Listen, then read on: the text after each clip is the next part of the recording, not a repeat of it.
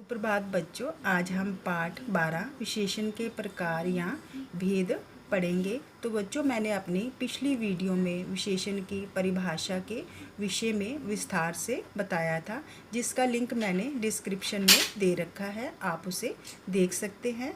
तो हम विशेषण के प्रकार या भेद पढ़ते हैं। विशेषण 4 प्रकार के होते हैं। विशेषण के भेद, तो विशेषण के भेद: गुणवाचक विशेषण, प्रथम संख्यावाचक विशेषण, परिमाणवाचक विशेषण और सार्वनामिक विशेषण। तो सबसे पहले हम विशेषण के 4 भेदों का अध्ययन करते हैं। तो गुणवाचक विशेषण किसे कहते हैं बच्चों?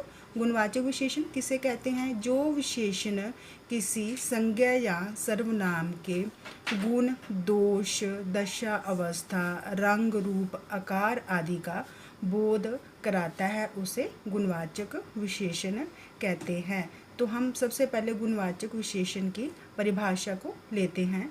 जो विशेषण किसी संज्ञा या सर्वनाम के गुण, दोष, गंध, स्वाद, आकार, प्रकार, रंग, रूप, अवस्था, स्थिति, काल, स्थान आदि की विशेषता का बोध कराता है, उसे गुणवाचक विशेषण कहते हैं।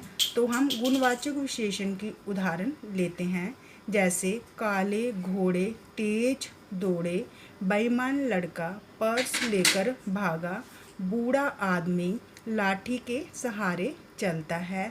तो इन वाक्यों में बच्चों काले, बेईमान और बूढ़ा जो है, बूढ़ा शब्द जो है, घोड़े, लड़का और आदमी संज्ञा शब्दों के गुण, दोष, दशा, अवस्था आदि का बोध करा रहे हैं। तो इन वाक्यों में काले, बेईमान और बूढ़ा क्या है? गुणवाचक विशेषण है।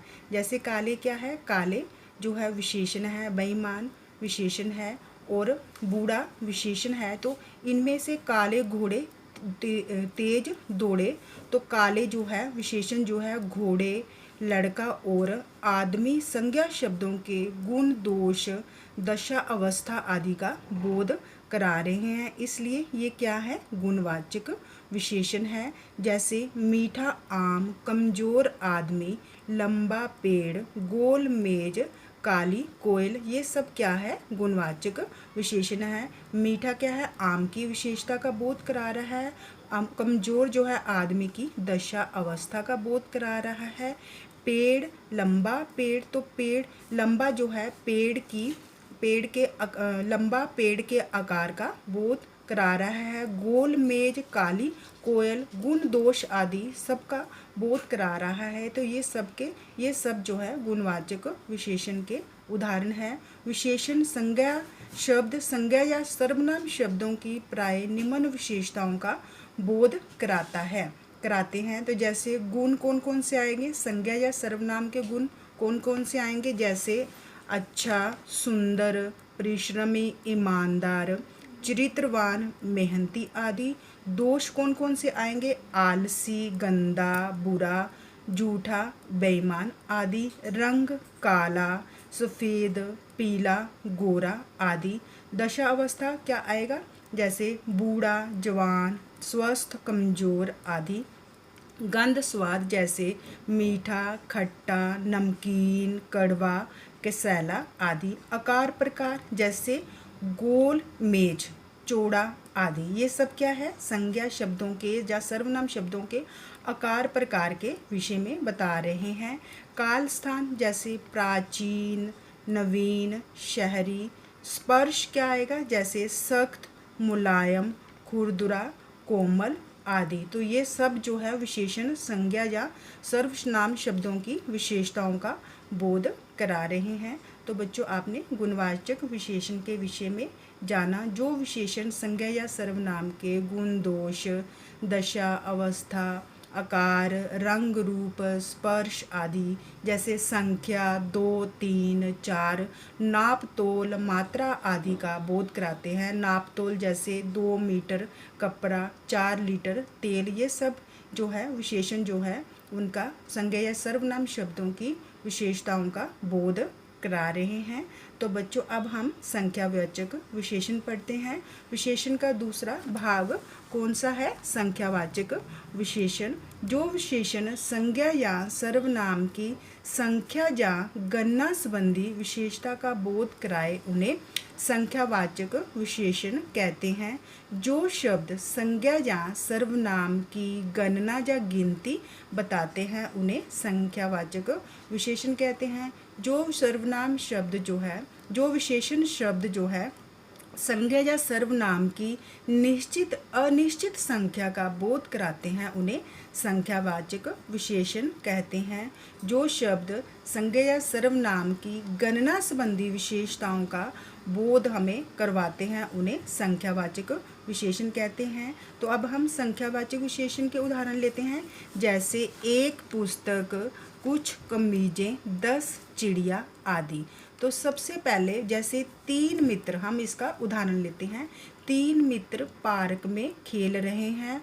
उसने पुस्तक मेले से कुछ पुस्तकें खरीदी। तो अब इन वाक्यों में 3 और कुछ जो है इन वाक्यों में 3 और कुछ जो है मित्र और पुस्तकों की संख्या का बोध करा रहे हैं। इन वाक्यों में 3 और कुछ जो है मित्र और पुस्तकों की संख्या का बोध करा रहे हैं, इसलिए 3 और कुछ क्या है? संख्यावाचक विशेषण है। तो मैं आपको एक और उदाहरण देती हूँ, जैसे छत की मुंडेर पर 3 चिड़िया बैठी हैं। कुछ लोग सड़क पार कर रहे हैं। तो इन वाक्यों में 3 और कुछ क्या है? संख्यावाचक विशेषण है। इन वाक्यों में 3 से निश्चित संख्या का और कुछ से अनिश्चित संख्या का बोध हो रहा है। तो संख्यावाचक विशेषण भी 2 प्रकार के होते हैं। वो कौन कौन से होते हैं? निश्चित संख्यावाचक विशेषण और अनिश्चित संख्यावाचक विशेषण। तो हम पहले निश्चित संख्यावाचक विशेषण का अध्ययन करते हैं। जो विशेषण शब्द निश्चित संख्या का बोध कराए वह निश्चित संख्यावाचक विशेषण कहलाता है। जैसे 10 बच्चे, 2 मकान, 7 साड़ियाँ आदि।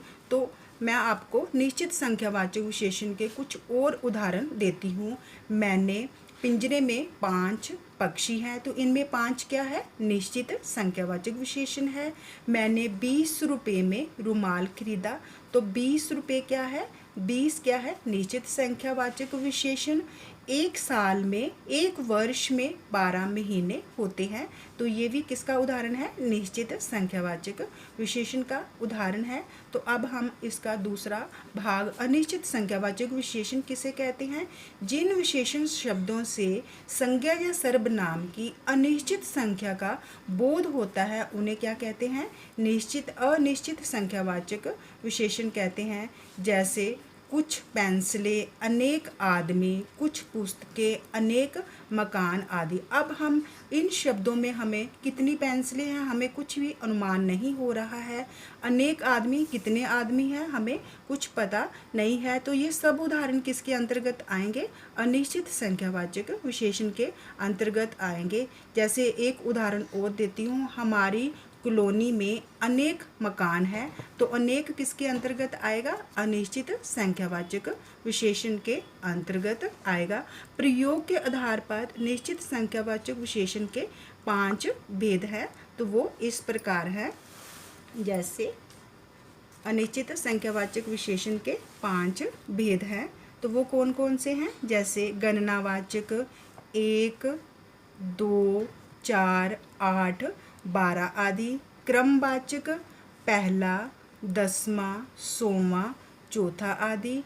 आवृत्तिवाचक आवृत्ति 3 4 100 आदि। समुदायवाचक जैसे 4, 8, 3 और प्रत्येक बोधक। तो बच्चों आपने संख्यावाचक विशेषण के विषय में जाना। जो संज्ञा या सर्वनाम की गणना संबंधी विशेषताओं का बोध कराते हैं उन्हें संख्यावाचक विशेषण कहते हैं। जिन वस्तुओं या प्राणियों को हम गिन सकते हैं वो किसके अंतर्गत आते हैं? संख्यावाचक विशेषण के अंतर्गत आते हैं। तो अब हम तीसरा इसका तीसरा प्रकार पढ़ते हैं, वो कौन सा है? परिमाणवाचक विशेषण। परिमाण का अर्थ है माप, तोल या मात्रा। परिमाण का अर्थ क्या है? माप, तोल या मात्रा। संज्ञा या सर्वनाम शब्दों का माप, तोल बताने वाले शब्द परिमाणवाचक विशेषण कहलाते हैं। तो हम जिन वस्तुओं या प्राणियों को हम गिन नहीं सकते, केवल उनका माप तोल कर सकते हैं, वो किसके अंतर्गत आते हैं? परिमाणवाचक विशेषण के अंतर्गत आते हैं। परिमाणवाचक विशेषण कितने प्रकार के होते हैं? 2 प्रकार के होते हैं। कौन कौन से? निश्चित परिमाणवाचक विशेषण और अनिश्चित परिमाणवाचक विशेषण। तो सबसे पहले हम निश्चित परिमाणवाचक विशेषण पढ़ते हैं। वस्तुओं के निश्चित परिमाण का बोध कराने वाले विशेषण क्या कहलाते हैं? निश्चित परिमाण का बोध कराने वाले विशेषण निश्चित परिमाणवाचक विशेषण कहलाते हैं। जैसे माँ ने आधा किलो शहद खरीदा, 5.5 मीटर की होती है। तो हम निश्चित परिमाणवाचक विशेषण का उदाहरण लेते हैं। माँ ने आधा किलो शहद खरीदा, 5.5 मीटर की होती है। इन वाक्यों में शहद और साड़ी के निश्चित माप तोल का बोध हो रहा है, इसलिए ये क्या है? निश्चित परिमाणवाचक विशेषण है। इसलिए आधा किलो और 5 मीटर क्या है? निश्चित परिमाणवाचक विशेषण है, क्योंकि आधा किलो और 5 मीटर से शहद और साड़ी की मात्रा का बोध हो रहा है, नाप तोल हो रहा है, इसलिए ये क्या है? परिमाणवाचक विशेषण है। तो अब हम इसका निश्चित, अब परिमाणवाचक विशेषण का दूसरा जो है अनिश्चित परिमाणवाचक विशेषण। जो जिन वस्तुओं का हम माप तोल नहीं कर सकते हैं, जिन वस्तुओं का हम माप तोल नहीं कर सकते हैं, वो किसके अंतर्गत आते हैं? अनिश्चित परिमाणवाचक विशेषण के अंतर्गत आएंगे। जैसे गिलास में थोड़ा पानी है, इसका भी हम उदाहरण लेते हैं। गिलास में थोड़ा पानी है, डिब्बे में काफ़ी चीनी है। तो अब इन शब्दों में थोड़ा और काफ़ी, इनमें जैसे इन शब्दों से थोड़ा और काफ़ी से हमें गिलास में कितना पानी है? थोड़ा पानी है। हमें पानी और चीनी की मात्रा का तो पता चल रहा है, परंतु इनकी कितनी मात्रा है इसका हमें ज्ञात नहीं हो रहा है, इसलिए ये क्या है? अनिश्चित परिमाणवाचक विशेषण है कि गिलास में कितना पानी है हमें पता नहीं है, डिब्बे में अभी काफ़ी चीनी है, कितनी चीनी है? 1 किलो है, 2 किलो है, हमें इसका भी अनुमान नहीं है। हमें मात्रा का तो पता चल रहा है, परंतु जो है कितनी मात्रा में है इसका बोध नहीं हो रहा है, इसलिए ये क्या है? अनिश्चित परिमाणवाचक विशेषण है। तो अब हम इसका चौथा प्रकार सार्वनामिक विशेषण पढ़ते हैं। संज्ञा से पहले आकर संज्ञा की विशेषता बताने वाले सार्वनामिक विशेषण किसे कहते हैं? संज्ञा से पहले आकर संज्ञा की विशेषता बताने वाले सर्वनाम शब्द सार्वनामिक विशेषण कहलाते हैं। सार्वनामिक विशेषण को संकेतवाचक विशेषण भी कहा जाता है। जहाँ सर्वनाम संज्ञा शब्द से पहले आकर उसकी विशेषता को बताता है, उसे क्या कहते हैं? सार्वनामिक विशेषण कहते हैं। जब सर्वनाम शब्द को संज्ञा की विशेषता बताने के लिए, जब सर्वनाम शब्द को संज्ञा की विशेषता बताने के लिए प्रयोग किया जाता है, तब वह क्या कहलाता है? सार्वनामिक विशेषण कहलाता है। तो इसका भी हम उदाहरण लेते हैं। वह फूल सुंदर है, यह घर मेरा है। तो वह क्या है? सर्वनाम है। फूल क्या है? संज्ञा है। तो सर्वनाम जो है संज्ञा से पहले आकर फूल की विशेषता को बता रहा है, तो ये क्या है? सार्वनामिक विशेषण है। तो यहाँ जो सर्वनाम, तो हम इसकी पहचान कैसे कर सकते हैं कि सार्वनामिक विशेषण की पहचान हम इस प्रकार कर सकते हैं कि उसके पश्चात संज्ञा का प्रयोग अवश्य होता है। जैसे यह घर मेरा है, ये क्या है? सर्वनाम है, और घर क्या है? संज्ञा है। तो सार्वनामिक विशेषण की पहचान इस प्रकार कर सकते हैं कि इसके पश्चात संज्ञा का प्रयोग अवश्य होता है। तो हम और उदाहरण लेते हैं। तो कभी कभी सर्वनामों का प्रयोग जो है, कभी कभी सर्वनाम का प्रयोग जो है संज्ञा शब्द की विशेषता, संज्ञा शब्द की ओर इशारा या संकेत करने के लिए किया जाता है। तो ऐसे सर्वनाम क्या कहलाते, ऐसे विशेषण क्या कहलाते हैं? सार्वनामिक विशेषण कहलाते हैं। तो अब हम इसका उदाहरण, ऐसे सर्वनाम क्या कहलाते हैं? सार्वनामिक विशेषण कहलाते हैं। तो इसका भी हम उदाहरण लेते हैं। यह मकान सुंदर है, वे पेड़ हमने लगाए थे, वे टोपियाँ व्यापारी की हैं, इस विद्यालय में पढ़ता हूँ। तो अब आप देखिए, यह,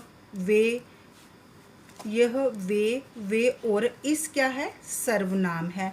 परंतु यहाँ सर्वनाम जो है विशेषण का कार्य करते हुए किसकी विशेषता का बोध करा रहे हैं? मकान, पेड़, टोपियाँ और विद्यालय की विशेषता को बता रहे हैं, इनकी ओर इशारा कर रहे हैं। इसलिए ये क्या है? सार्वनामिक विशेषण है। ये क्या कहलाएंगे?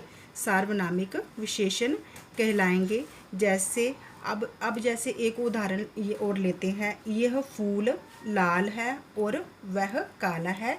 तो यह क्या है? सार्वनामिक विशेषण है और वह क्या है? सर्वनाम है।